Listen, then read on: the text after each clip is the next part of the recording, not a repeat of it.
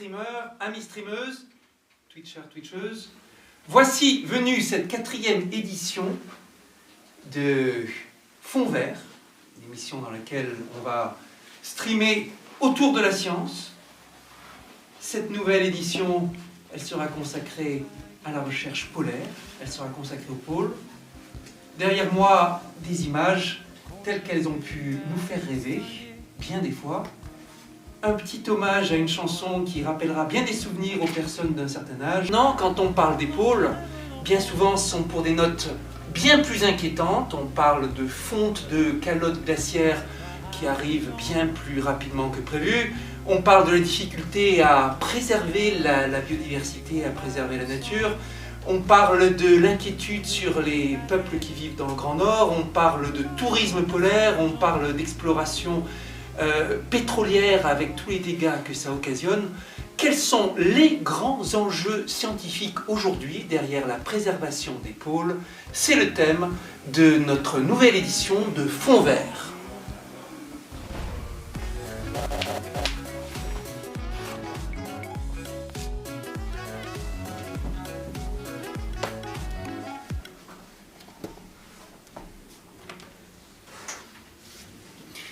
Et avec nous, aujourd'hui, avec moi pour animer Alexandre Florentin, que j'ai pu rencontrer au sein de Génération Écologie et qui est un passionné d'écologie, un passionné de science, membre actif du cabinet Carbone 4 et qui arrive dans l'écologie avec une vocation d'ingénieur et qui va co-animer et en particulier prendre le relais quand je serai obligé de partir vers 19h30 de laisser cette animation.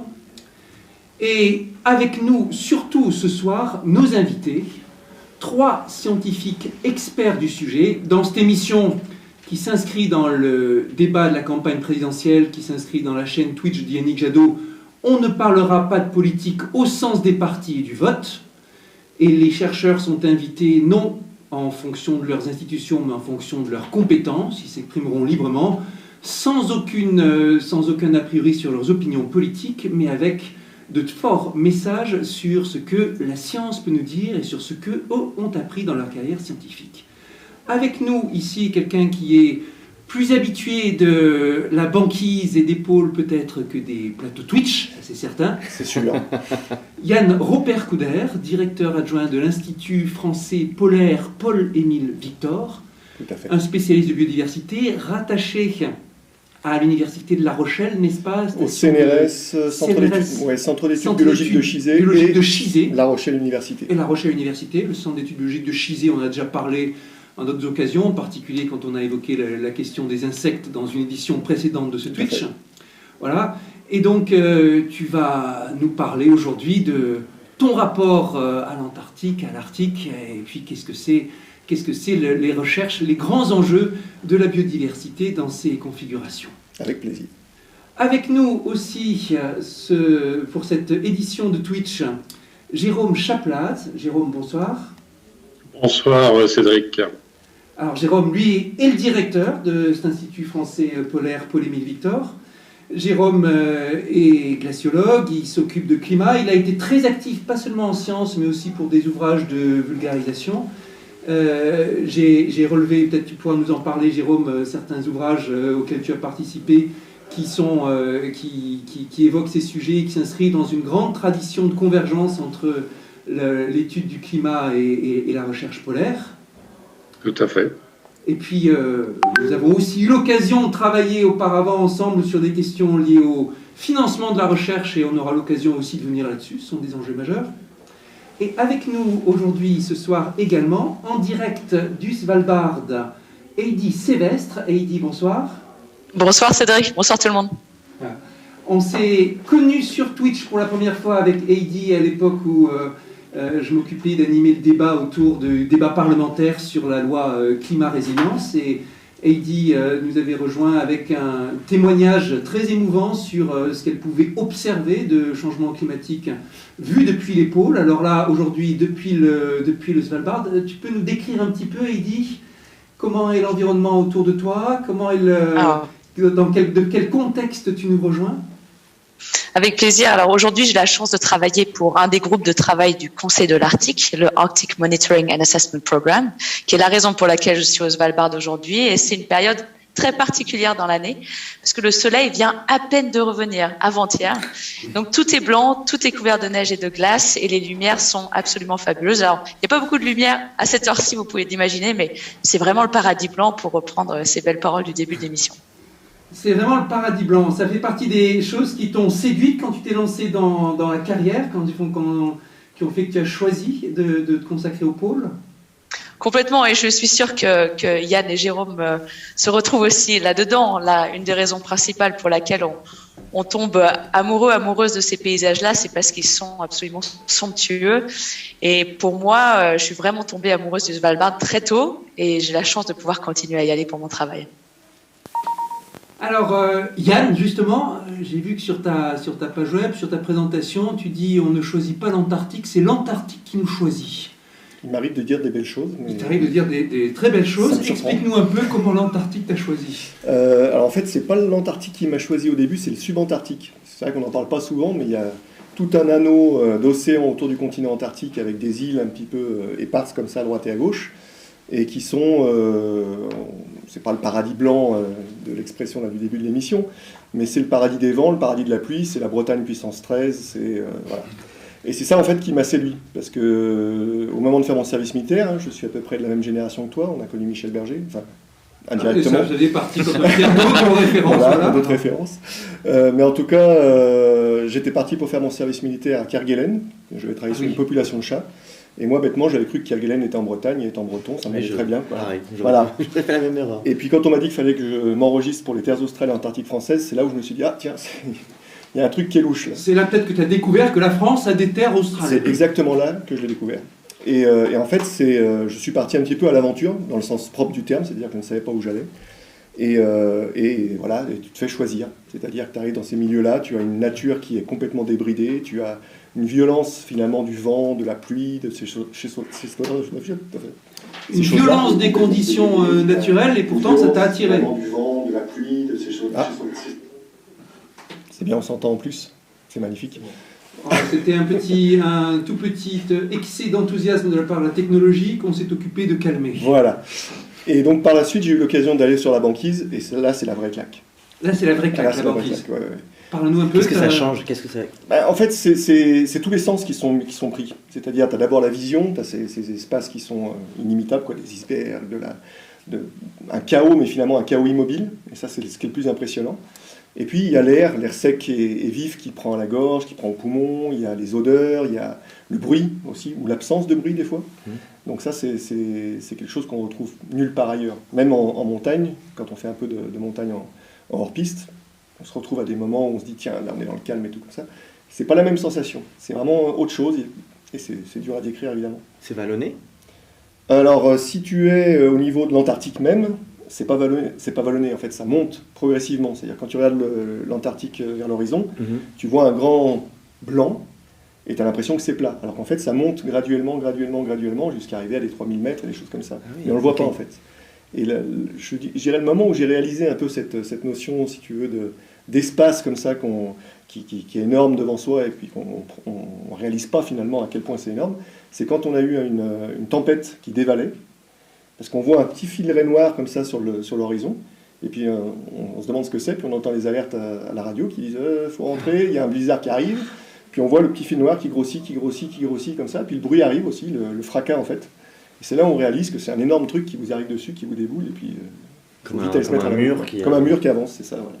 Okay. Et là on prend la réalisation, si tu veux, du continent devant soi et de la force qu'il a, quoi. Donc la Bretagne, puissance 13, le mur qui avance, les mots employés par Yann pour décrire son rapport très physique, très sensoriel avec l'Antarctique. Jérôme, comment est-ce que toi ça t'a pris, les pôles? Alors les pôles m'ont pris un peu par surprise parce que je me destinais à devenir volcanologue. Je faisais partie de cette génération fascinée par Haroun Tazieff. Et pour moi, ma vie, elle était toute tracée, elle était d'être chercheur spécialiste du feu, des volcans. Et puis le hasard des études ont fait que j'ai découvert des sujets liés à l'environnement, aux pollutions, au climat, à travers la glaciologie. Et j'ai eu la chance, en fait, de faire ma thèse dans le laboratoire qui était dirigé à l'époque par Claude Lorius, le célèbre glaciologue. Et j'ai eu l'immense honneur de travailler sur les fameuses carottes de glace qu'il avait ramenées de la station soviétique Vostok en Antarctique. Et pendant ma thèse, la chance absolument inouïe, ça a été que je puisse me rendre en Antarctique. Et donc, je me suis rendu en Terre Adélie pour une opération de carottage. Et là, je dois dire que ça a été un choc, un véritable choc personnel. Quand j'ai quitté l'Antarctique, à l'arrière du navire, je pleurais à chaudes larmes en me disant « jamais de ma vie je reverrai ça ». Et puis voilà, encore la chance a souri et elle a fait que j'ai pu consacrer une carrière de scientifique à l'étude de cet environnement extraordinaire. Parle-nous un peu de... Ça c'est très, très, très émouvant ce que tu nous dis. Parle-nous un peu de Claude Lorius. Ça fait partie de à la fois ces pionniers scientifiques français qui ont porté haut le nom de la science, mais aussi de ces climatologues qui ont montré tout ce qu'on pouvait extraire des glaces comme information, à l'instar de gens comme Jean Jouzel ou Valérie Masson-Delmotte. Tout à fait. En fait, Claude a débuté sa carrière en 1957-58 durant l'année géophysique internationale, qui est un moment extraordinaire où plusieurs nations ont décidé finalement d'aller étudier l'inconnu, et notamment d'aller étudier les régions polaires et l'Antarctique, qui étaient quasiment inconnus, pratiquement pas cartographiés à l'époque. Et on profitait du fait qu'il y avait une activité solaire particulièrement importante. On était dans le maximum d'un cycle solaire. Et donc, on allait étudier le champ magnétique, les interactions entre le Soleil et la Terre. Et Claude Lorius, avec deux de ses camarades, a hiverné dans une petite cabane enfouie sous la neige qui faisait 6 mètres par 4. Et il a passé 365 jours à 3 personnes dans cette cabane coupée du reste du monde. Et il a inauguré, à travers cette occasion, les études météorologiques et les études glaciologiques, notamment les propriétés de la neige, pourquoi il faisait aussi froid en Antarctique. Il avait 25 ans. Et après, il a été le précurseur de la science des carottes de glace en France. Ces carottes de glace qui consistent à aller sur un glacier, prélever un cylindre de glace en profondeur au travers du glacier et remonter grâce à lui dans le temps. Et en analysant la composition de cette glace très ancienne, on peut reconstituer le climat, l'évolution du climatique terrestre. On peut reconstituer surtout la quantité de gaz à effet de serre présente dans l'atmosphère.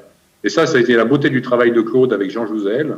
Ça a été de faire en sorte d'accéder à ces fameuses carottes de gaz soviétiques de Vostok et de reconstituer pour la première fois l'évolution du gaz carbonique dans l'atmosphère comparée à l'évolution du climat naturel. Et ces travaux ont été publiés dans Nature en 1987 à travers 3 articles. Ils ont fait l'effet d'une bombe, littéralement. Ils ont été présentés par le célèbre climatologue Jim Hansen devant le Congrès américain en 1988. Et ça a contribué en grande partie à la création du GIEC. Donc il y a ce lien très fort entre la recherche polaire et le GIEC et toute la recherche sur le climat aujourd'hui. Est-ce qu'il y a des choses en particulier qu'on doit aujourd'hui dans la théorie à l'analyse de ces carottes glaciaires? Oui, les résultats les plus importants, on les a obtenus grâce à un carottage européen conduit sur la station franco-italienne Concordia, que l'on opère au cœur du continent antarctique depuis 2005. Cette opération a permis d'atteindre la profondeur record de 3270 mètres en dessous de la surface. Et on a remonté de la glace qui s'est formée il y a 800 000 ans.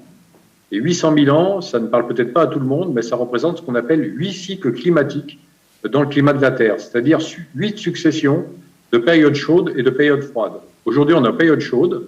Il y a 20 000 ans, on était en période froide.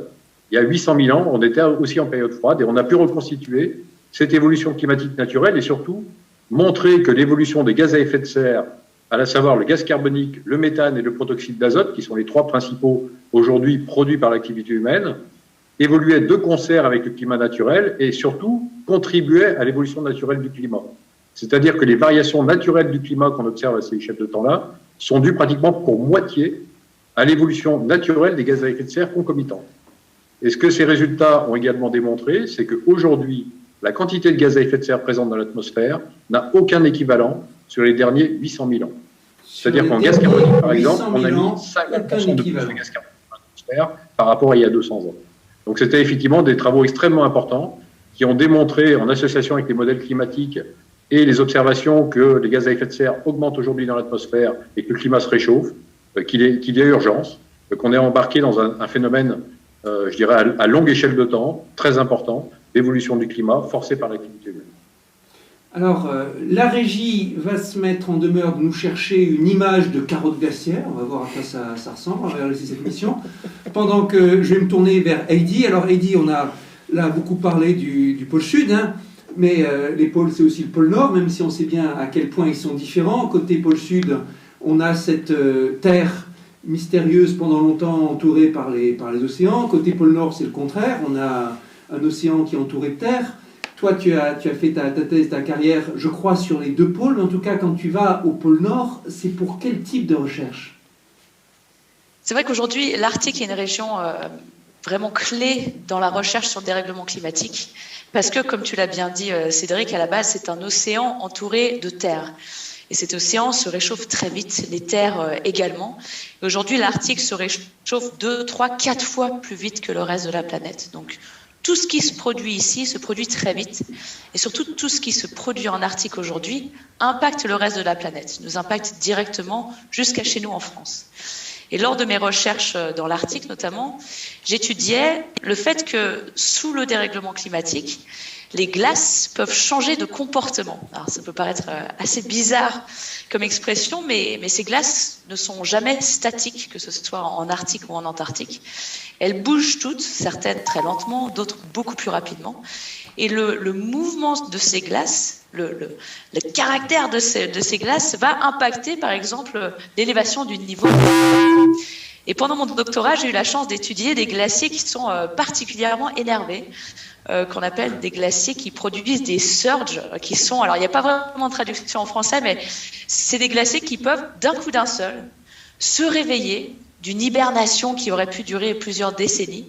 Et ces glaciers vont se mettre à s'accélérer. On a des glaciers, pour te dire, Cédric, qui peuvent avancer de 30, 40, 50 mètres par jour ici au Svalbard. Et en avançant en direction de l'océan, ces glaciers vont contribuer de façon assez dramatique à l'élévation du niveau des océans. Et on a toujours un peu du mal à les comprendre. Mais on voit aujourd'hui qu'avec l'augmentation des températures, avec le changement du régime des précipitations ici en Arctique, on voit qu'il y a de plus en plus de ces glaciers qui se réveillent.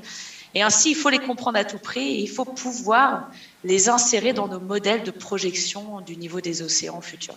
Et ils font quelle taille, ces glaciers ? Alors, oui, on a des glaciers qui, ici au Svalbard, alors on pourrait dire que ce sont des petits glaciers par rapport à ce qu'on a au Groenland et en Antarctique, mais facilement des glaciers qui font 30-40 km de long, qui se mettent à accélérer de la sorte. Et ici, le Svalbard, c'est une sorte de laboratoire miniature. C'est un archipel à mi-chemin entre le nord de la Norvège et le pôle Nord, très accessible. Et nos études que l'on mène ici au Svalbard nous permettent ensuite de comprendre ce qui se passe sur des calottes polaires beaucoup plus grandes, telles que le Groenland et l'Antarctique. Mais un beau bébé de 40 km de long, voilà, qui avance à 20, 30, 40 mètres par jour, ça représente déjà un sacré volume de glace. Donc on voit bien dans ces thèmes l'exploration des calottes glaciaires pour mieux comprendre le climat du passé, l'observation des glaciers pour comprendre les modifications en cours, pour évaluer le climat du futur. Toi, Yann, c'était des problématiques bien différentes. Tu nous as dit que tu voulais étudier les chats, que tu devais étudier les chats au Kerguelen. Finalement, quels ont été tes thèmes de recherche ? Ouais, enfin, les chats au Kerguelen, c'était il y a longtemps, puis c'était une introduction. C'était une introduction. Après, je suis passé plutôt sur les oiseaux marins. Et les oiseaux marins, ils ont, notamment l'Antarctique, cette particularité, c'est qu'ils sont très reliés à une autre forme de glace, pas la glace du continent, pas la glace des glaciers, mais à la glace de mer. Donc tout ce qui est banquise et tout ce qui est interaction eau libre banquise.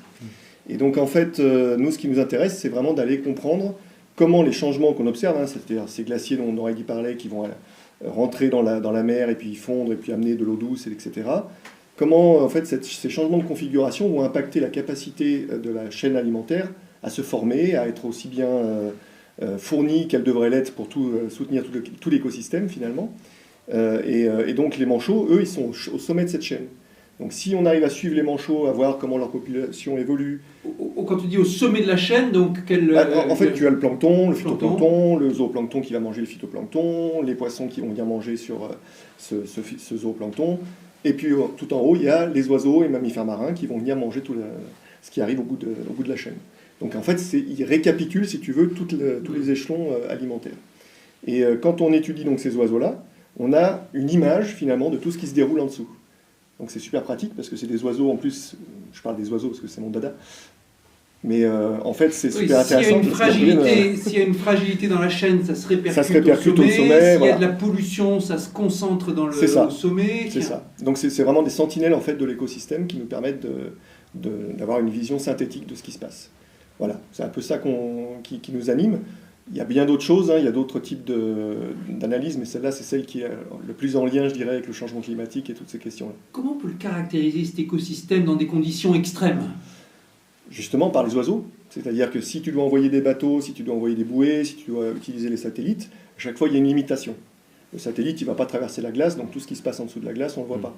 Le bateau, il va aller là où il y a de l'eau libre, il va casser un peu de glace s'il faut, mais il ne va pas pouvoir aller là où il y a de la glace très épaisse. Qu'est-ce que j'avais dit d'autre ? Les bouées. Les bouées, c'est la même chose. Quand il y a de la glace, elles ne peuvent pas circuler librement. Donc on utilise les oiseaux ou les mammifères marins pour aller en fait en complément de ces approches-là et les équiper avec des instruments qui vont aller espionner l'écosystème là où les autres outils ne peuvent pas aller.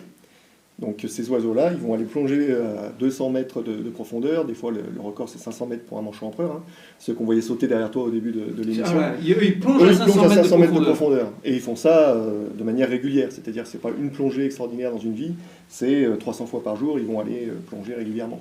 Donc vous imaginez le volume en fait qu'ils peuvent scanner, pour nous, de l'eau en dessous de la glace. Quoi. C'est pour se nourrir ? C'est pour se nourrir, ouais, effectivement. Ouais. Ils vont chercher à des profondeurs des espèces spécifiques qu'on trouve là. Comment on les équipe ? Je me souviens d'une discussion avec Yvon Lemao de l'Académie des sciences qui nous expliquait comment il était important de faire attention à ce que le dispositif ne perturbe pas le comportement de l'oiseau, y compris des fois ça pouvait être le mettre en danger. Alors en fait l'idée c'est absolument pas de le mettre en danger, ça, soyons clairs tout de suite, parce que si on a un animal qui est handicapé par ce qu'on lui fait, déjà, il ne va pas avoir un comportement normal, donc on ne va pas mesurer ce qu'on veut mesurer. On va biaiser finalement la méthode de mesure. Et puis, on est encore des biologistes quand même, donc on aime les animaux sur lesquels on travaille, sinon on ne ferait pas ce métier. Donc c'est un peu la base, je dirais, d'essayer de faire attention. Et c'est pour ça qu'il y a des études qui sont vraiment spécifiques là-dessus, c'est-à-dire on va essayer de trouver le meilleur mode d'attachement, celui qui va être le moins perturbant, la forme la plus hydrodynamique pour impacter le moins, enfin toujours réduire bien sûr aussi la taille. Mais on arrive maintenant, si tu veux, à avoir des informations qui sont absolument extraordinaires. On arrive à mesurer la bioluminescence dans l'eau via les manchots.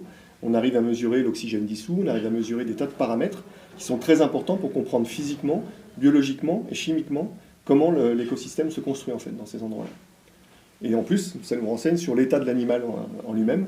Ça, c'est la cerise sur le gâteau. Ce qui nous permet de dire, voilà, il faut faire un peu de conservation, il faut mettre des aires marines protégées. On pourra revenir là-dessus. On pourra revenir là-dessus, on parlera des menaces. Mais ici, on voit comme c'est...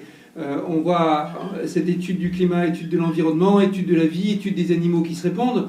Alors, il y a encore d'autres recherches qui sont associées au pôle. Et tout à l'heure, on a parlé de Paul-Émile Victor, bien sûr.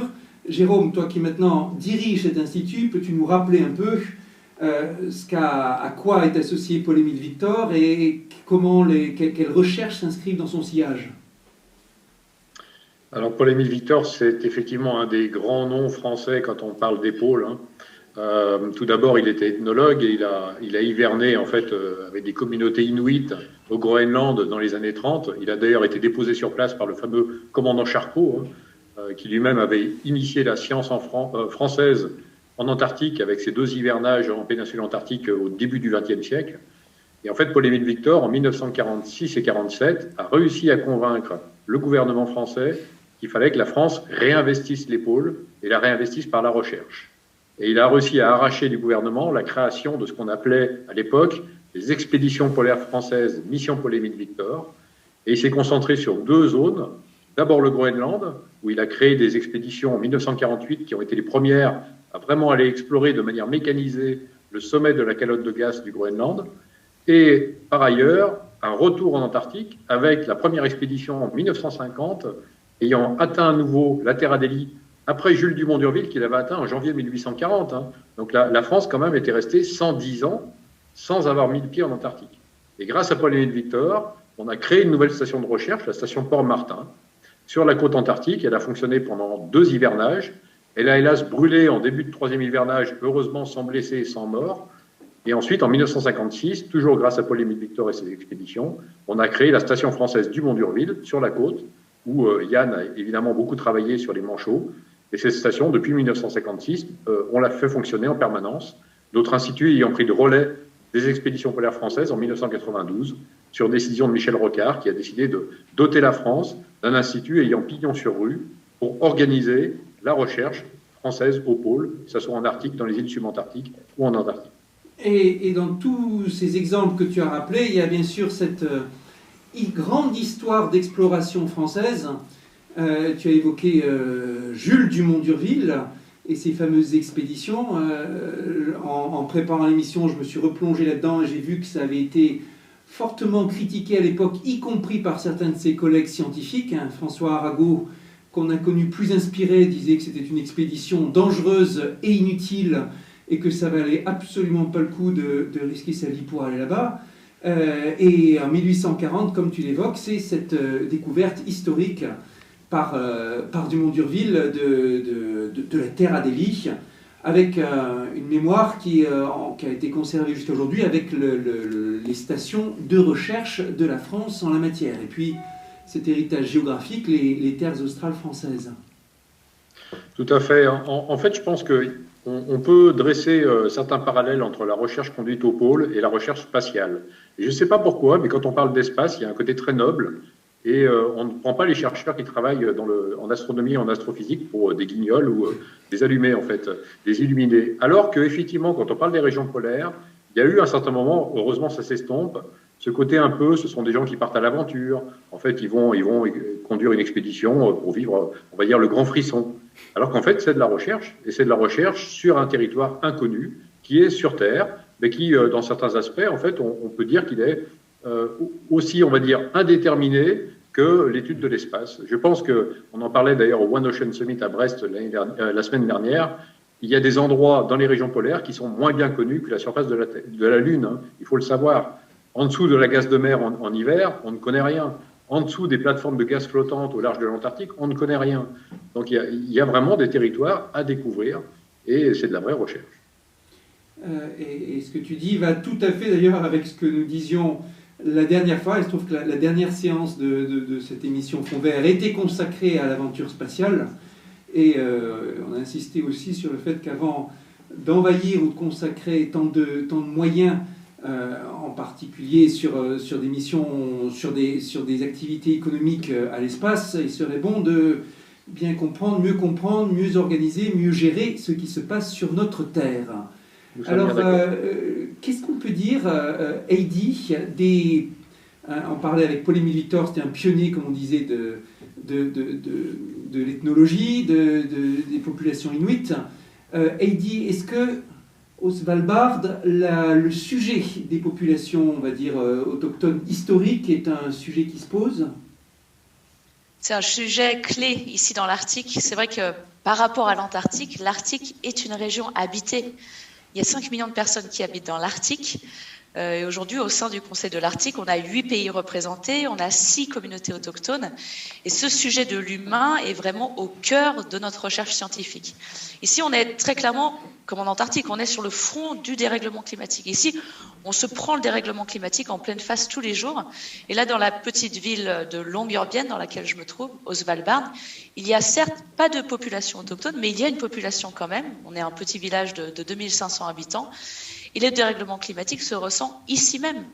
Il y a maintenant des avalanches qui se produisent en plein cœur de la ville, avec des victimes, malheureusement, ces dernières années.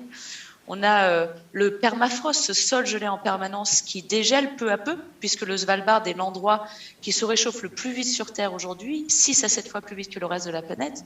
Le fait que ce permafrost dégèle, ce sont toutes nos infrastructures ici qui se déstabilisent. Et n'oublions pas en Arctique que 60% des infrastructures de l'Arctique sont construites sur du permafrost. Ce sont bien évidemment des habitations, mais aussi des routes, des aéroports, mais aussi des pipelines, aussi des industries lourdes, des industries polluantes qui ont besoin que le permafrost reste gelé le plus longtemps possible pour éviter de polluer cet environnement-là.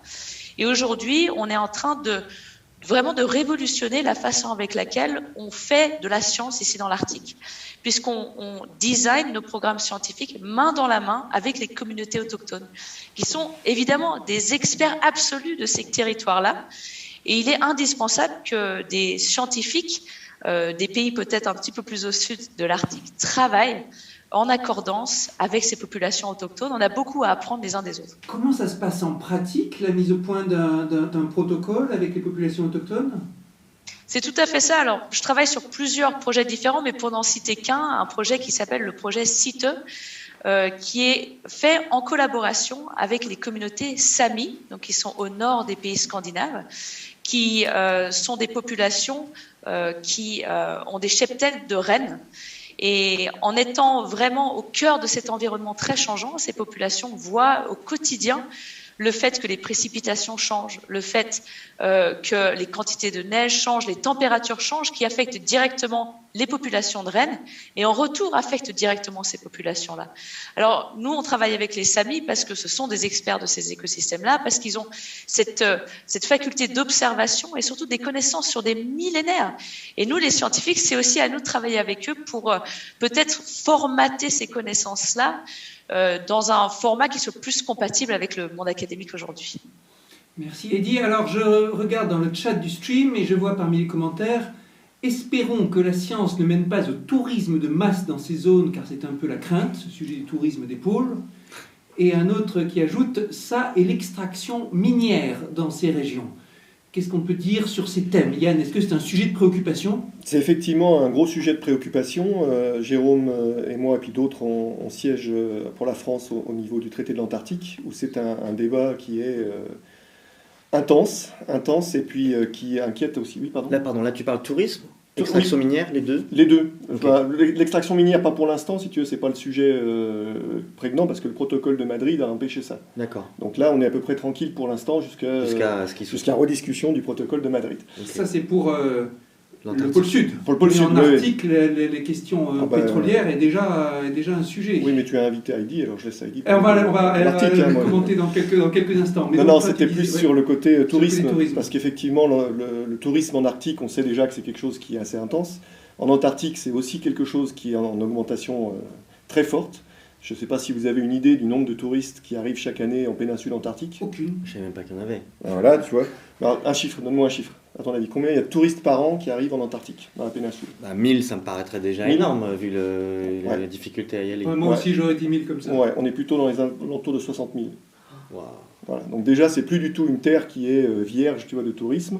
C'est quelque chose qui est déjà en cours.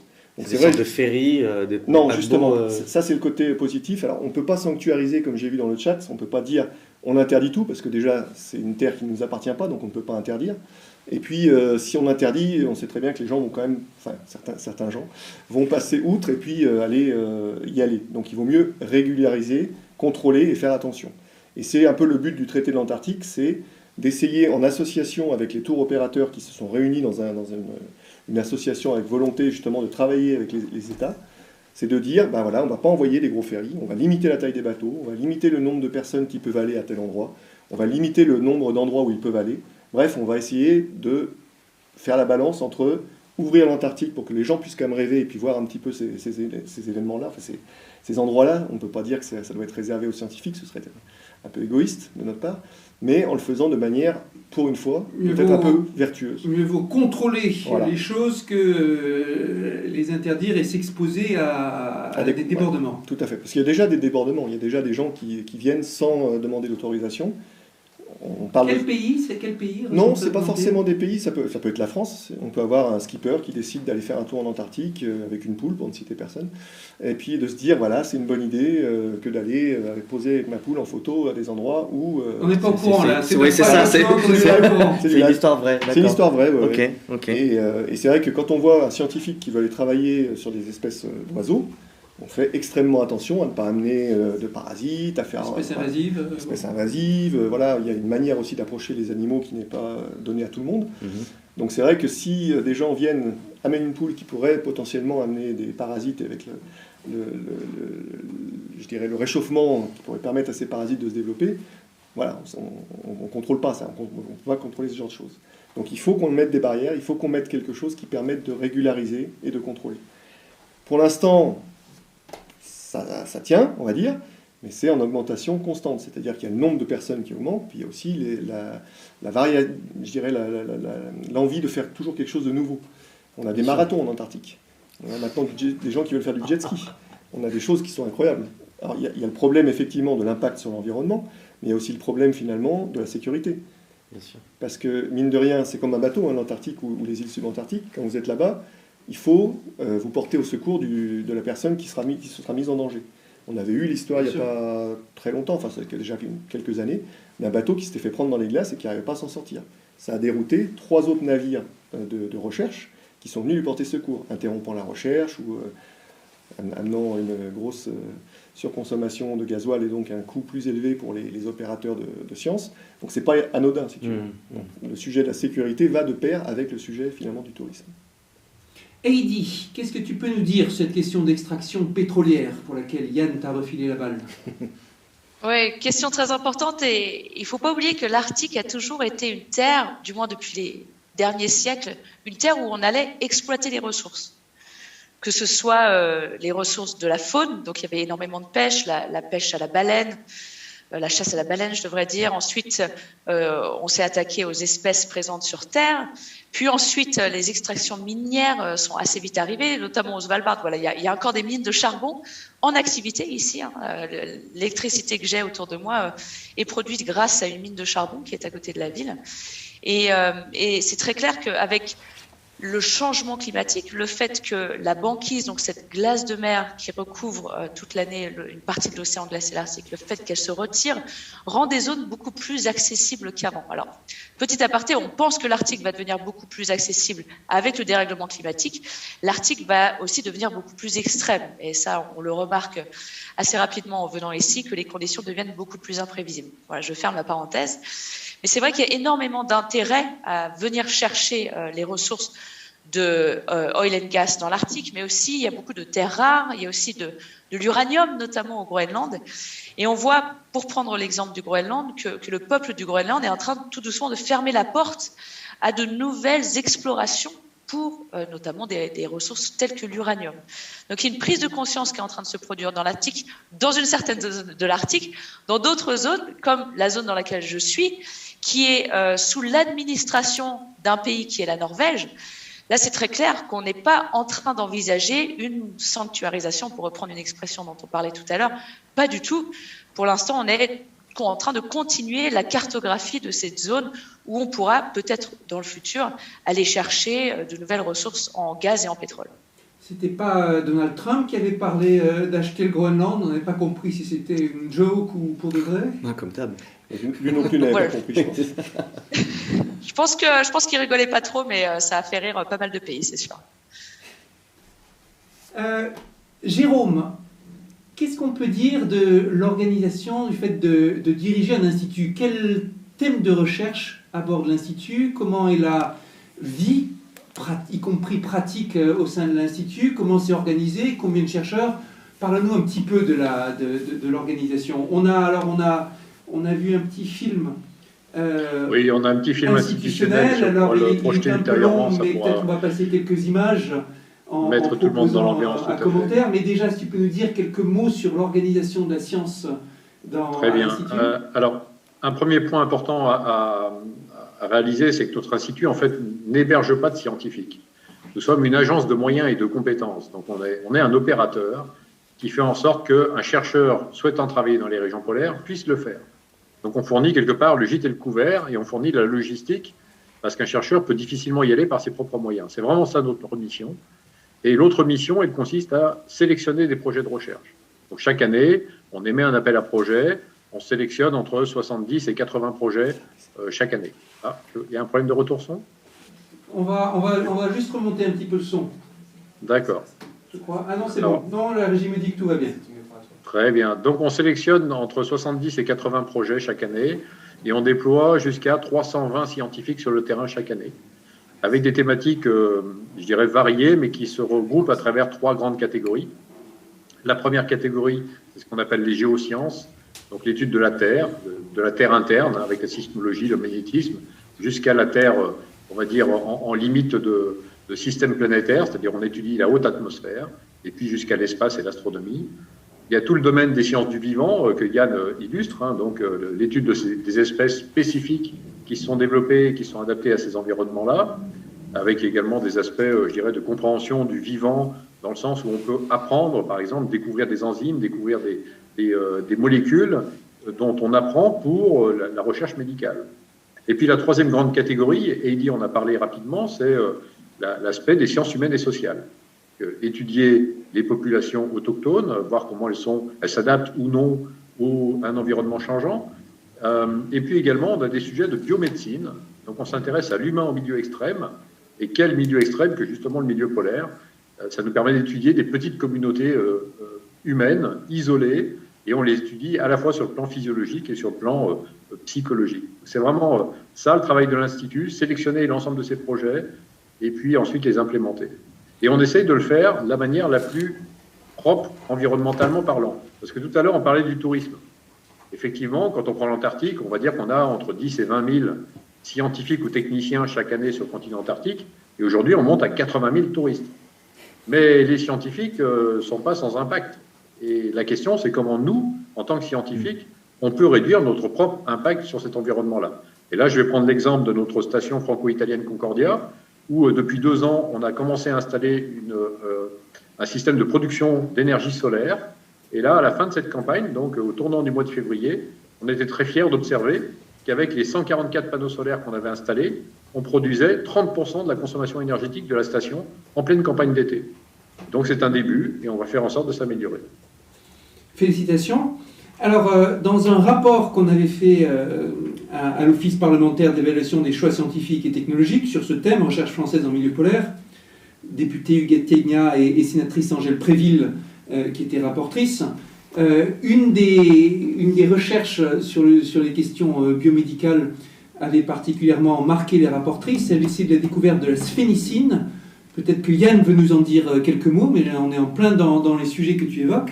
Effectivement, la sphénicine qui a été découverte en fait dans l'appareil digestif des manchots et qui permet aux manchots de garder en fait la nourriture qu'ils ingèrent en mer quasi intacte pour pouvoir la régurgiter à leurs poussins quand ils reviennent à terre et les nourrir. Parce qu'effectivement, ils peuvent rester en mer pendant des fois plusieurs semaines, voire des mois. Donc on imagine un frigo à 37 degrés dans lequel on met des poissons et puis on laisse la porte ouverte. Si on revient 2 mois après, le poisson, c'est pas top. Là donc, le fait qu'il puisse revenir avec un poisson qui n'a pas été complètement digéré, qui est encore suffisamment frais et qui contient en fait suffisamment encore d'éléments, si vous voulez, pour être nutritif pour le poussin, c'était extraordinaire. Et donc c'est cette sphénicine, cette enzyme qui permet de ralentir la dégradation en fait des actions de l'intestin qui a permis d'ouvrir un pan, on va dire, de recherche sur ce qui est la préservation au milieu salin, notamment, de certaines activités spécifiques. Donc c'est quelque chose qu'on n'aurait pas découvert si on n'avait pas étudié le manchot. C'est assez fascinant, c'est-à-dire sans le manchot, sans l'exploration polaire, on saurait pas ça. Cette substance, on ne l'aurait pas. Je vois dans le chat une question, qu'en est-il de la banque génétique du Svalbard? Est-ce que Heidi, tu vois de quoi il est question?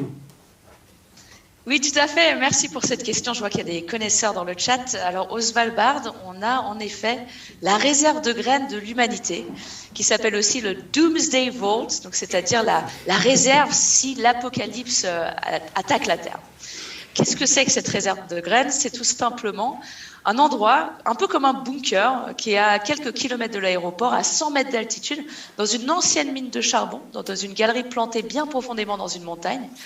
On y a stocké des graines, des semences du monde entier pour les préserver, parce qu'évidemment, ces semences, c'est un capital génétique extraordinaire. Ces semences se sont adaptées à des conditions environnementales spécifiques, et avec le dérèglement climatique qui bouleverse nos écosystèmes aujourd'hui, ça pourrait toujours servir, ces semences qui sont stockées au Svalbard. Alors, le problème, c'est qu'on a placé cette réserve de graines dans du permafrost à moins 18 degrés en pensant que cette réserve de graines serait immunisée face au bouleversement climatique, alors qu'il y a déjà eu des inondations qui se sont produites là, il y a quelques années dans la réserve de graines, parce que les températures changent tellement vite au Svalbard que le grenier de graines déjà en subit des conséquences. Alors je vous rassure, un nouveau coffret de béton a été reconstruit autour de la réserve de graines, tout va bien. Et la France, il y a quelques années, je crois que c'était en 2016, a amené justement quelques semences de blé dans la réserve de graines. Donc nous aussi, on y a participé. Fascinant. Alors, tu évoquais ce dérèglement climatique qui se produit de façon accélérée en zone polaire. On va se visionner un petit film sur la calotte glaciaire polaire. À vous la régie. Alors, animation qui nous montre l'évolution sur combien de temps? On voit là c'est dans les années 80, c'est donc sur quelques décennies. L'évolution de la calotte glaciaire au pôle. On va se regarder l'animation qui doit durer 2 minutes et puis on va demander un commentaire. Alors comment ça se lit? La partie la plus blanche, c'est ce qui est toujours enneigé, et puis ce qui est la sorte de respiration, c'est les saisons, c'est ça? En fait, pour moi, c'est des concentrations de glace. Donc, d'accord, plus c'est blanc, plus c'est blanc, plus c'est concentré. Ok. Tu voulais des commentaires, Cédric, mais là, je crois que ça se passe de commentaires. Ça se passe de commentaires, mais dans les temps qui courent, il faut dire les choses explicitement et les redire. Sinon, on se fait bouffer les débats par des sujets qui n'en valent pas la peine. Si je peux me permettre de rajouter quelques commentaires sur cette illustration, là, ce qu'on voit, c'est donc l'Arctique. Et l'océan glacial arctique est recouvert de cette glace de neige, cette banquise, qui est ultra importante pour stabiliser le climat sur Terre. Cette surface blanche qui est absolument gigantesque, elle réfléchit une partie du rayonnement solaire en direction de l'espace. Mais le problème, c'est que cette banquise, elle se fait bouffer par le dérèglement climatique aujourd'hui. Elle est posée sur un océan qui se réchauffe. Elle est en contact directement avec de l'air qui se réchauffe aussi. Et là, vous voyez ce qui reste de cette banquise. Vraiment, cette banquise, elle se réduit à peau de chagrin. Et pourquoi c'est important d'aller étudier ce qui se passe dans ces régions polaires? Pourquoi est-ce qu'on est vraiment effrayé, même extrêmement sensible au fait que cette banquise elle est en train de disparaître dans l'Arctique? C'est parce que quand cette banquise elle va disparaître, parce que là on est tout droit vers une perte de la banquise pendant la saison d'été, on va en ressentir directement les conséquences jusqu'à chez nous en France. Ça va être des bouleversements climatiques encore plus accentués que ce qu'on a déjà aujourd'hui. Ça va être des augmentations de température, des extrêmes météorologiques jusqu'à chez nous. On va subir ça au quotidien. C'est pour ça que cette banquise arctique, elle est aussi importante. D'ailleurs, si je peux rebondir là-dessus, en fait, la même chose s'applique à l'Antarctique, c'est-à-dire qu'on a souvent l'image des pôles qui sont très loin, on se dit ça fond là-bas, c'est pas bien grave. En fait, les pôles sont connectés au reste de la Terre. Il n'y a pas de barrière, il n'y a pas de limitation. Quand on prend l'Antarctique, on se dit c'est bon, c'est loin, c'est une terre gelée, il y a un océan autour, tout va bien. Ah non, il y a déjà des entrées et des sorties de flux dans ce système qui sont aussi bien physiques, parce que les anomalies comme El Niño ou la Niña qu'on connaît maintenant assez bien, même les enfants l'apprennent à l'école, on a ces anomalies qui sont transportées par l'océan en fait et distribuées ensuite aux autres bassins océaniques. Donc en fait, ça agit comme une plaque tournante de régulation du climat. Un grand mondial. Océan et une plaque tournante. Plaque tournante. En fait, c'est les deux moteurs. Il y avait une très belle illustration pendant le One Ocean Summit qui montrait la vue en fait, de l'océan, non pas comme différents bassins océaniques, mais comme effectivement un seul océan, avec un tapis roulant en fait, de courant océanique. Échangeur thermique, quoi. Un échangeur thermique. Et il y a deux moteurs qui entraînent, si vous voulez, ce grand tapis roulant, c'est l'Arctique et l'Antarctique. Donc si on les coupe, si on les abîme, si on les enlève, c'est tout le reste qui est affecté. Et alors qu'est-ce qui peut se passer? Je souhaiterais, si tu me permets, Cédric, insister sur ce que Yann vient de dire, parce que à cause de l'activité humaine, on a rajouté des gaz à effet de serre dans l'atmosphère. Ces gaz à effet de serre, ils ont fait quoi? Ils ont fait qu'une quantité considérable d'énergie qui aurait dû partir vers l'espace a été captée et gardée à la surface de la planète. Et quand on dit qu'il y a un réchauffement de l'atmosphère de l'ordre de 1 degré Celsius, il faut bien réaliser qu'en fait, 90% de l'énergie supplémentaire qu'on a conservée sur Terre par l'ajout des gaz à effet de serre, 90% est stocké par les océans. Et dans ces 90%, 80% est stocké par les océans polaires. Donc les océans polaires jouent un rôle absolument majeur dans la régulation du climat terrestre aujourd'hui. Et il faut bien réaliser qu'en fait, ce qu'on vit à nos latitudes tempérées dépend de ce qui se passe aujourd'hui dans les océans polaires. Il en va de même avec le gaz carbonique, puisqu'une grosse partie du gaz carbonique émise par l'activité humaine a été piégée par ce qu'on appelle la biosphère continentale, c'est-à-dire la végétation sur les continents, mais également par les océans. Et l'océan austral, l'océan qui entoure l'Antarctique, a été le plus gros capteur. Et toute la question pour nous scientifiques aujourd'hui et pour nous citoyens, c'est cette capacité de l'océan austral à capter du CO2 émis par l'homme, ça va durer combien de temps? Ça va aller jusqu'où? Est-ce qu'à un certain moment, cette capacité de réduire quelque part l'impact de l'activité humaine va s'arrêter et va s'inverser pour amener au contraire un effet d'amplification? Donc ce sont des vrais sujets d'études, des vrais sujets, je dirais, majeurs pour l'ensemble des sociétés qui font que aujourd'hui les scientifiques se tournent vraiment vers ces océans et réclament une capacité à aller observer ce qu'il faut vraiment observer aujourd'hui. Alors, dans le chat, je vois parmi les commentaires un commentaire qui dit « Est-ce qu'il est possible de revenir en arrière ou c'est juste limiter les dégâts là ?» Une autre question qui est passée en disant « Ne faudrait-il pas un vrai traité international pour préserver les pôles ?» Qu'est-ce que vous en pensez? Yann, qu'est-ce que ça t'évoque? La dernière question, le traité, on en a un, c'est le traité de l'Antarctique, en tout cas pour le Sud. Pour le Nord, il y a quand même des milieux, des forums dans lesquels il y a des discussions, donc il y a des choses qui existent. Le traité de l'Antarctique, je dirais qu'il est relativement efficace sans l'être. C'est un peu tout le paradoxe de ce traité de l'Antarctique, c'est-à-dire que c'est un accord de non-accord, c'est comme ça qu'on le décrit. C'est-à-dire que les pays se sont mis d'accord pour ne pas être d'accord. C'est pas mal. C'est déjà pas mal. Et en fait, ça veut dire que ça permet de bloquer certaines choses, de ne pas aller trop vite, puisqu'il faut un consensus maintenant pour faire passer les règles. Donc, on peut bloquer les choses très facilement, ce qui a un côté positif, quand il faut bloquer, et puis ce qui a un côté négatif quand on veut essayer d'avancer. On parle là d'aires marines protégées qu'on essaie de mettre en place depuis 11 ans, et pour lesquelles il suffit qu'une nation ou deux disent non pour que ça bloque tout.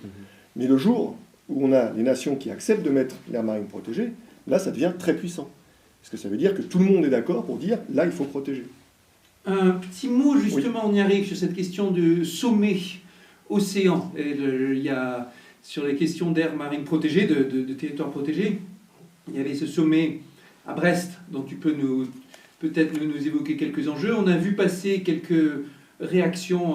J'ai vu passer une tribune de Claire Louvian, fondatrice de l'association Bloom, une tribune au vitriol expliquant que ce qui avait été décidé n'était rien et que c'était un véritable scandale.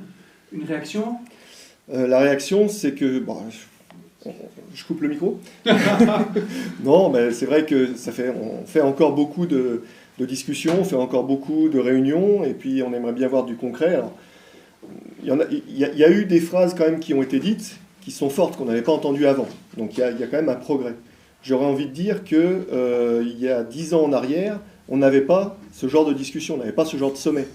Donc quelque part, c'est un progrès, si tu veux, de se dire, maintenant on commence à avoir des sujets qui sont abordés, on commence à avoir des chefs d'État qui se mettent autour d'une table pour en parler. Alors je suis d'accord, hein, quand je lis le chat, j'ai les mêmes réactions, je me dis, est-ce que c'est pas trop tard, est-ce qu'il ne faudrait pas aller plus vite et puis encore plus fort? On avance à la vitesse à laquelle on peut avancer en tant qu'être humain, en tant que société humaine, et les réunions comme on a ici servent à essayer de pousser un peu plus pour aller dans une direction qu'on pense être juste, mais on ne peut pas forcer un Russe ou un Chinois à adhérer à ce que nous on dit être important. Il faut que ça se passe par un consensus, il faut que tout le monde soit d'accord, il faut les convaincre quelque part. Un petit commentaire, Heidi? Oui, pour répondre peut-être à l'autre question, en tout cas je suis tout à fait d'accord avec ce que Yann vient de dire, pour répondre à la question du est-il trop tard, est-ce qu'on peut revenir en arrière ou est-ce qu'il faut seulement limiter les dégâts, je vais me concentrer exclusivement sur ces glaces terrestres, donc que ce soit la calotte du Groenland, la calotte de l'Antarctique, et je vais vous donner un chiffre. Si les glaces du Groenland et les glaces de l'Antarctique venaient à fondre, à disparaître et à retomber dans l'océan, le niveau des océans augmenterait globalement sur Terre de 65 mètres. Et en combien de temps? Pardon? En combien de temps? Alors là, c'est vraiment hypothétique, complètement théorique. C'est simplement en prenant le volume de ces glaces-là. Et pour l'instant, heureusement, je ne parle pas du tout du fait que ça risque d'arriver, mais on est en train d'accélérer la déstabilisation de ces calottes polaires. Et aujourd'hui, sur les littoraux, entre 0 et 10 mètres d'altitude, sur Terre, on a 700 millions de personnes qui y habitent. Seulement entre 0 et 10 mètres d'altitude. Donc vous vous rendez compte de l'importance de ces glaces polaires. Et pour en revenir à la question dans le chat, est-ce qu'il est trop tard? Est-ce qu'on passe un point de bascule ou pas? On sait que pour ces deux calottes polaires, si on dépasse cette augmentation de température globale de 1,5 à 2 degrés, qui est quand même le fameux seuil des COP du climat, le seuil de l'accord de Paris, on risque de faire tomber le premier domino d'une déstabilisation irréversible de ces calottes polaires. C'est-à-dire qu'une fois que cette déstabilisation est enclenchée, une fois que les 1,5 ou 2 degrés sont dépassés, ensuite on ne peut plus arrêter cette déstabilisation-là. Ça ne veut pas dire qu'il est trop tard, ça veut dire qu'il faut continuer à agir pour continuer à ralentir ces processus-là. Mais c'est pour vous montrer qu'aujourd'hui, on est tout près de ces seuils de température. On est à 1,2 degré d'augmentation globale. Et pour éviter de dépasser ce seuil des 1,5 degrés, des 2 degrés, ça va se jouer dans les 3-4 prochaines années. Et vous voyez que je me rapproche peut-être du thème de cette série de Twitch, mais c'est très clair que la personne qu'on va élire en France va avoir une responsabilité monumentale sur ses épaules. Les personnes pour lesquelles on va voter ces prochaines années, ce sont les personnes qui vont soit continuer à courir pour tout faire pour dépasser ce seuil de température, ou au contraire agir pour ralentir ces phénomènes-là. Alors, merci beaucoup Heidi pour ces paroles fortes. Je vais devoir m'éclipser dans quelques instants, mais avant de partir et de passer le relais à Alexandre pour continuer à approfondir sur tous les thèmes que nous avons posés, je voulais quand même dire un petit mot sur un sujet qui nous a bien occupé avec Jérôme, celui du financement de la recherche polaire. Le rapport de l'OPEX avait comme sous-titre la recherche française en milieu polaire, sous-titre « Revenir dans la cour des grands ». C'est un sous-titre très fort qui justement explique que la France, après la grande période où nous avons été tellement fiers des Dumont d'Urville, Charcot, Lorgus, etc., Paul-Émile Victor bien sûr, est-ce que la France aujourd'hui, toujours une grande nation de recherche polaire, ça fait aucun doute quand on regarde les classements, les publications, les recherches. En revanche, quand on regarde les moyens qui sont attribués sur le terrain, il y a de quoi pleurer. On avait fait les comparatifs, on avait parlé de comparaison de budget de la base en Terre Adélie par rapport à d'autres budgets, on avait évoqué le fait que la France n'a pas aujourd'hui de grands navires brise-glace pour effectuer des recherches et se retrouve obligé de quémander l'aide d'autres nations. On a évoqué le fait que les ressources humaines sont juste pas à niveau. Il y avait là une question importante qui est aussi un grand thème politique. Une nation qui veut tenir sa place dans l'histoire de la science des idées, dans l'histoire politique comme la France, a besoin d'investir dans la recherche à niveau. Jérôme, un petit commentaire? Écoute, je crois que Cédric, tu as déjà tout dit quasiment. Je tiens justement à saluer ton engagement à travers l'Office parlementaire d'évaluation des choix scientifiques et technologiques. Je tiens à saluer globalement l'implication des parlementaires, à travers notamment le député Jimmy Pain du Morbihan, qui a entraîné avec lui énormément de députés dans une approche complètement transpartisane. Et je tiens vraiment à le souligner. C'est-à-dire, on parle quelque part d'un engagement national. On ne parle pas d'un engagement politique, en l'occurrence. Et c'est faire en sorte que la France joue son rôle, joue pleinement son rôle, pour soutenir la recherche dans ces milieux, compte tenu des enjeux qui s'y passent. Il se trouve qu'on a d'excellents chercheurs. On a effectivement des chercheurs, pas en très grand nombre, mais quand on compare au niveau international, la recherche, que ce soit en géosciences, en sciences humaines et sociales ou en sciences du vivant, est vraiment exceptionnelle en qualité. Mais on vit sur une espèce d'inertie d'un système. Le dernier grand investissement qu'a fait la France, finalement, ça a été décidé par Michel Rocard quand il était Premier ministre, avec la création de notre institut, qui a amené notamment à la création d'une nouvelle station de recherche en Antarctique, la montée en puissance en Arctique. Mais aujourd'hui, on vit sur l'inertie de ce système-là. On voit bien qu'on a des infrastructures vieillissantes, on voit bien qu'on a des budgets qui sont à la ramasse quand on compare avec des nations à PIB comparables qui travaillent dans les régions polaires. Et il est temps de remettre effectivement 100 balles dans la machine, quelque part, pour parler de manière un peu on va dire, facile. Et effectivement, j'espère que le prochain gouvernement prendra la chose en main et fera en sorte qu'on réinvestisse, notamment dans les infrastructures, en soutien à la recherche. Il est temps de réinvestir, et comme tu l'as bien dit, dans le débat parlementaire, c'est une volonté qui avait été affirmée par un député venant de plusieurs bords politiques, Jimmy Pain et Modem, Angèle Préville est sénatrice socialiste, Hugues Etienne appartient à la majorité présidentielle, et il s'agit là d'un enjeu dont on entend aussi si peu parler dans la campagne présidentielle, mais qui est tellement important. Donner les moyens à notre recherche, à nos chercheurs, à nos chercheuses. Chers amis, comme je vous en avais averti, je dois m'éclipser avec grand regret, tant cette discussion continue et promet d'être passionnante pour la suite. Je laisse Yann Heidi, Jérôme, entre les mains expertes d'Alexandre Florentin. Chers amis, on se retrouve très bientôt, pas la semaine prochaine parce qu'on a une relâche la semaine prochaine, mais la semaine d'après, on va revenir avec un certain nombre de thèmes qui sont en réserve, avec des invités toujours aussi passionnés et passionnants. À bientôt. Merci Cédric. Merci Cédric pour ta confiance à prendre le relais. Pas de pression. Hein. On va être gentil.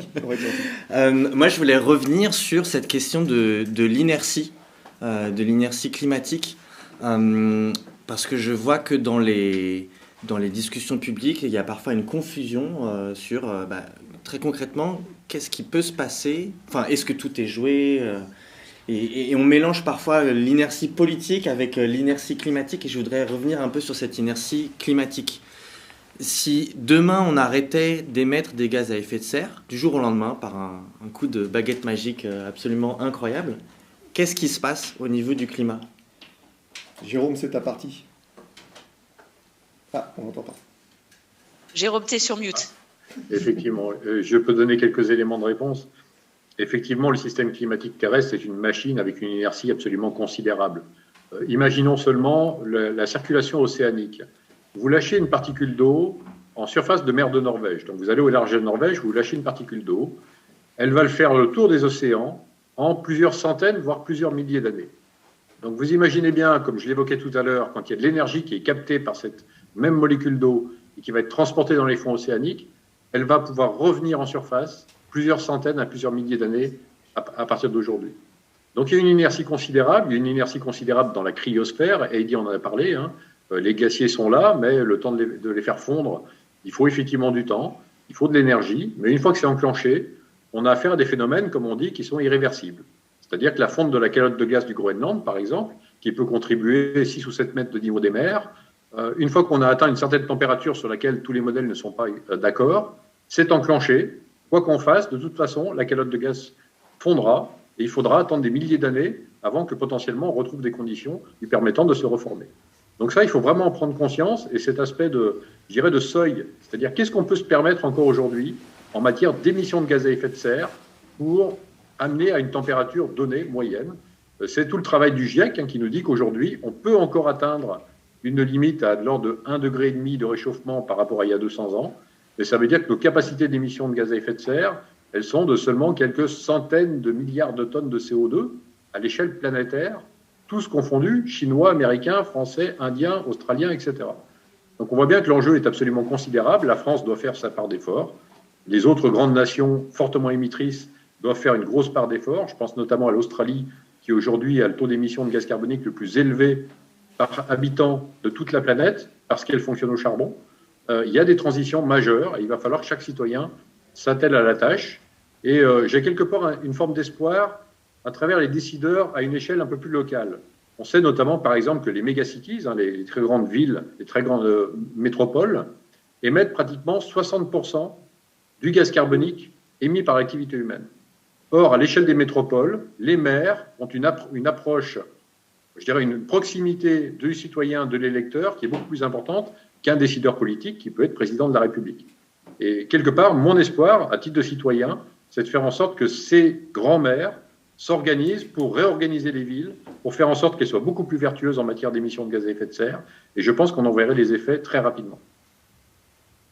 Ouais, je suis assez d'accord avec ça, parce qu'on l'a vu justement quand on a voulu faire bouger les députés et les parlementaires pour donner des moyens à la recherche.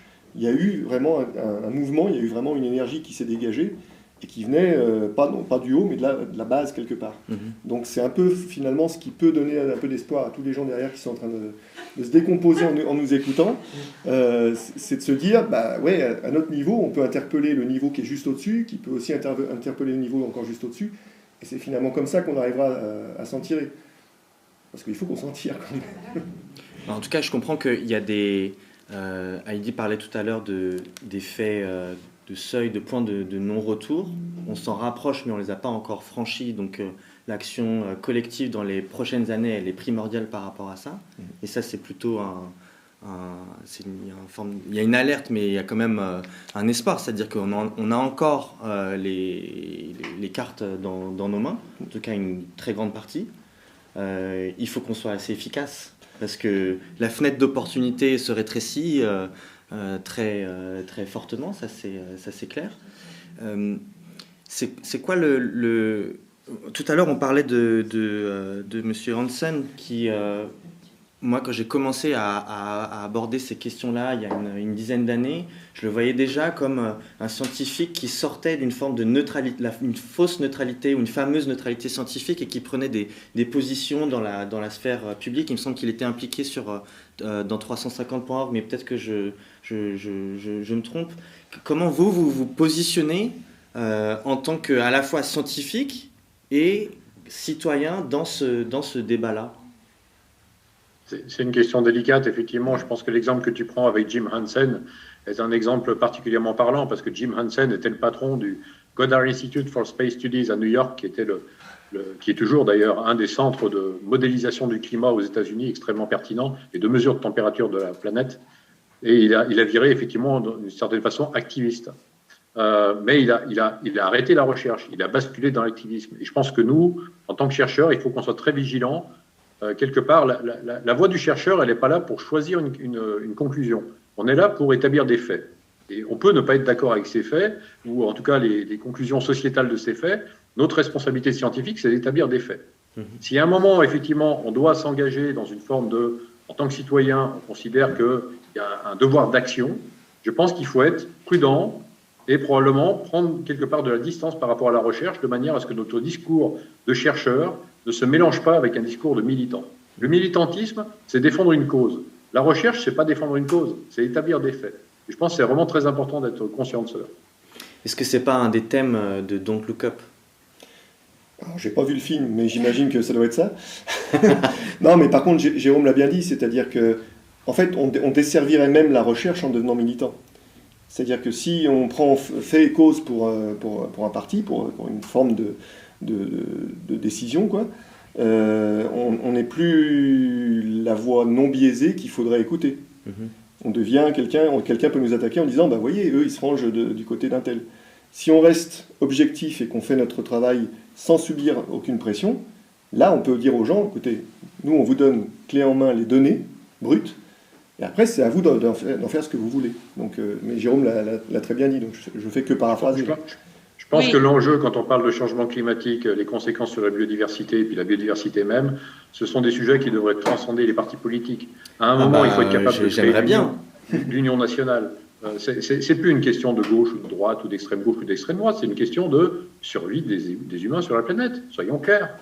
Donc on arrête de discuter, là, on n'est pas en train de discuter de quelle musique on va mettre dans la salle de bal du Titanic. On est en train de dire le Titanic fonce sur l'iceberg.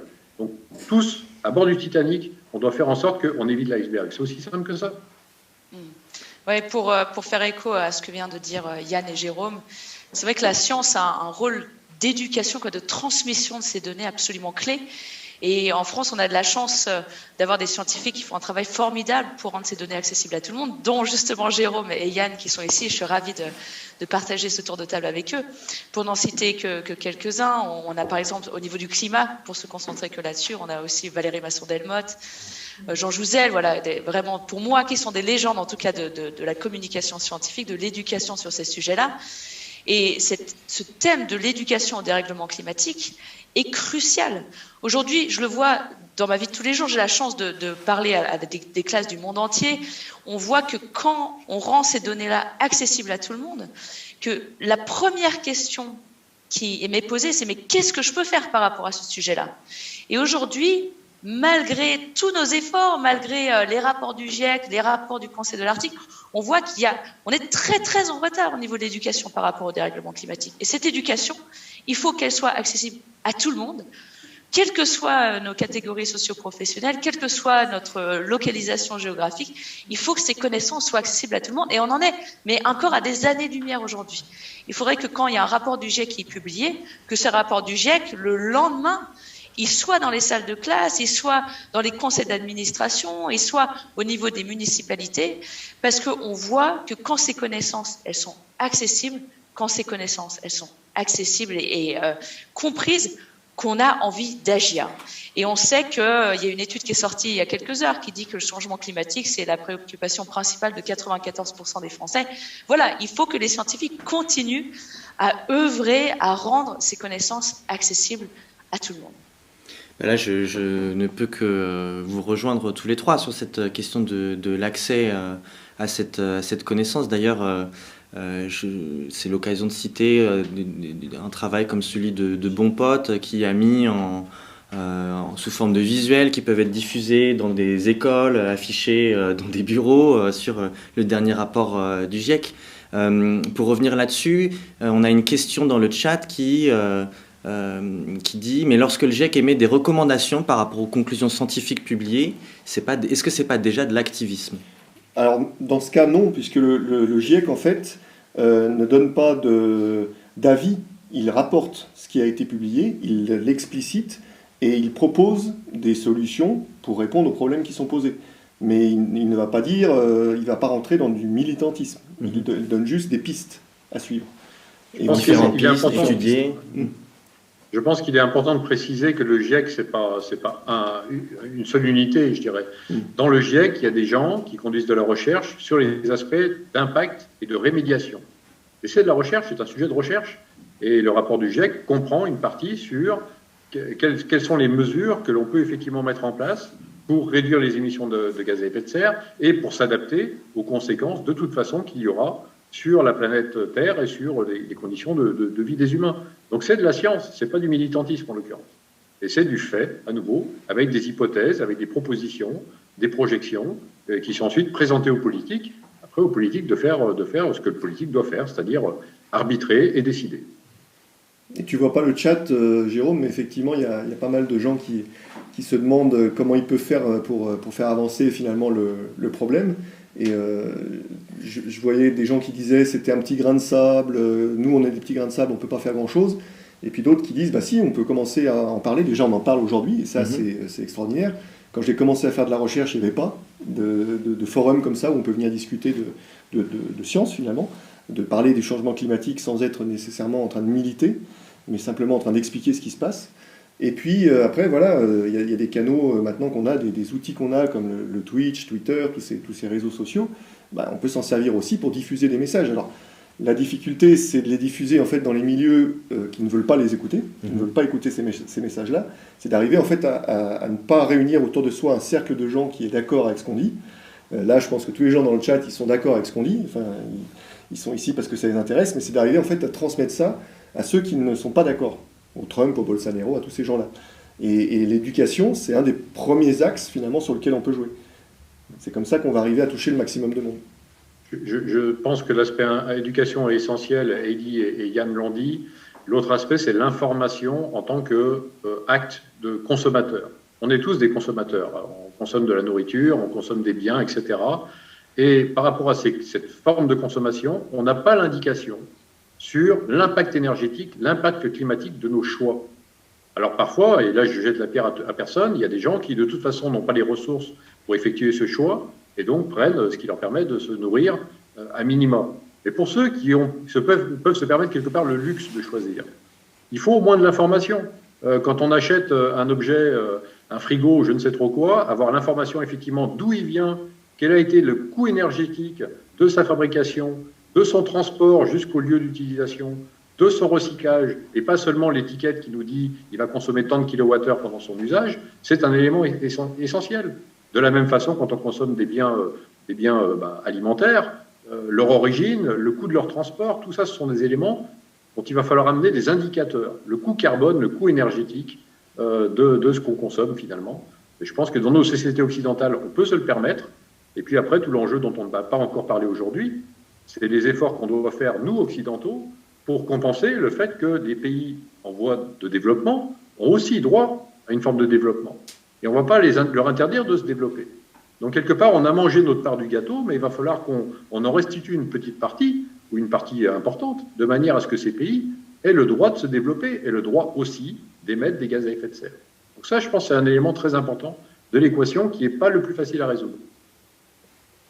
Mais effectivement, il permet de sans doute dépasser un argument qu'on a pu entendre pendant cette présidentielle, mais également auparavant, sur le fait que la France, ce serait uniquement 1% des émissions mondiales, en oubliant qu'il y a des émissions qu'on importe, en oubliant notre responsabilité historique, et le fait aussi que toutes ces choses-là interagissent et qu'on n'est pas chacun sur son petit territoire en attendant la fonte des glaces. J'avais une question beaucoup plus tôt que je brûle de te poser, Yann. Parce que là, on a beaucoup parlé du climat et je pense que je vais y revenir un peu dans la dernière séquence, puisqu'il nous reste une belle dizaine de minutes, je crois. Parce que tu nous parlais des oiseaux au pôle sud, ouais, comme un indicateur de l'état des écosystèmes, parce qu'ils arrivent en bout de chaîne. Récemment, on a beaucoup parlé des plastiques, parce qu'il y a eu cette publication autour du fait que c'était une énième, je ne sais même plus laquelle, limite planétaire qu'on était en train de dépasser. Est-ce qu'on trouve du plastique en Antarctique ? Malheureusement, oui. On trouve du plastique en Antarctique, on en trouve au fond des mers à des milliers de mètres de profondeur. Le plastique, maintenant, il est partout. Et je dirais que ce n'est pas celui qu'on voit qui est le plus grave, c'est le nanoplastique qui est en fait le plus dangereux, puisque c'est celui qui va s'infiltrer dans le corps. Qui se décompose. Voilà, qui se décompose. En fait, ton plastique, il va être au départ macro, et puis ensuite il va se décomposer sous des actions physiques, et puis des fois être ingéré, un peu digéré, rejeté, et devenir en fait du microplastique. Et puis encore, comme ça, en continuant à se dégrader, il va arriver à la forme de nanoplastique. Et à ces moments-là, ils peuvent rentrer dans le corps et donc changer en fait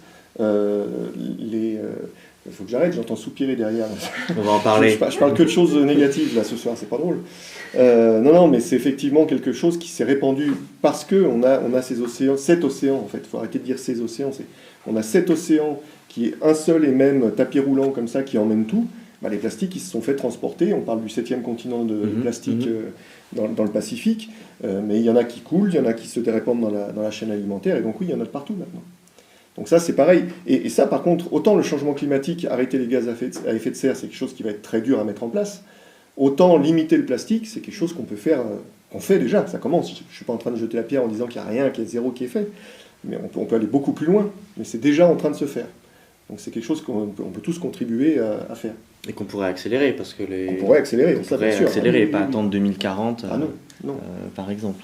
Il faut arrêter les usages de plastique à usage unique. Plastique à usage unique. Oui, voilà. Mais ça me fait une belle transition vers un autre type de question que je voulais aborder avec tous les trois, avec vous trois, qui est, si vous me le permettez, plus personnel. Là, je ne sais pas si ça s'entendait dans la captation audio, mais il y avait parfois des soupirs dans la salle quand on abordait certains sujets, parce que c'est des sujets qui touchent à un niveau émotionnel. Il y avait de l'émotion aussi dans vos interventions, malgré la posture scientifique que vous avez.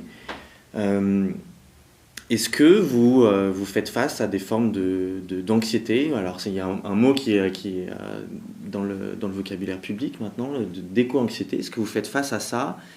Et comment vous le gérez, plus en tant que scientifique, mais en tant qu'être humain, tout simplement ? Qui se lance ? Je pense qu'on peut vraiment pas rester de marbre par rapport à ce qu'on observe sur le terrain. Au niveau de la glaciologie, Jérôme, je suis sûr que tu seras malheureusement d'accord avec moi, mais chaque article scientifique qui est publié en ce moment nous annonce des nouveaux résultats absolument catastrophiques. Là, on est en train de perdre la cryosphère sur Terre avec des conséquences absolument globales, que l'on habite près de glace ou très loin de cette glace. Et c'est vrai que ça peut être difficile parfois de garder l'espoir, mais cet espoir, il est absolument essentiel aujourd'hui.